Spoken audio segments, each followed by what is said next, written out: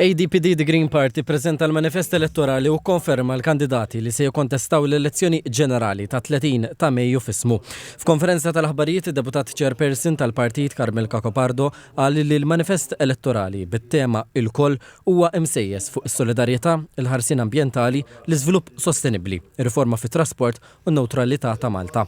Il-perit Cacopardo qal li l-partit qed jipproponi aġġornament tal-pjani lokali u protezzjoni tal-art barra miż-żona ta' żvilupp. Qal li l-partit qed jipproponi passaport tal-bini u verifiki regolari ħalli jiġi żgurat li jkunu siguri u f'kondizzjoni adekwata anki wara li jinbnew. Semma wkoll it-twaqqif ta' awtorità ġeoloġika ċentralizzata karigata mill-valutazzjonijiet ġeoloġiċi skont standards internazzjonali. Iċ-chairperson ta' ADPD Sandra Gawci qalet li l-partit se jaħdem għal aktar trasparenza u akkontabilità. Qalet li l-pubbliku għandu dritt ikun jaf kif qed jintefqu l-flus pubbliċi u argumentat li l-gvern qed jonqos mill-obbligi tiegħu u allegat li qed jingħataw karigi pubbliċi importanti lil nies qrib tal-partit fil-gvern. Qalet ukoll li f'Birzebbuġa qed issir ħsara kbira.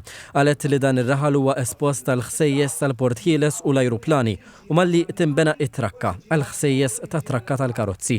Saħqet li residenti ta' Birzebbuġa jixraqilhom aħjar u argumentat li l-ADPD se tagħti aktar importanza lil komitajiet milquta mill-iżvilupp u l-istorbju.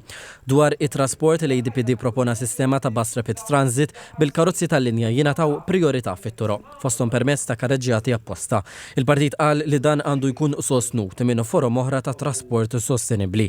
Dwar in-newtralità l-ADPD qal li se jreġġa lura d-deċiżjoni tal-Parlament li Malta tissieħeb fl-Assembleja Parlamentari tan-NATO bħala membru assoċjat.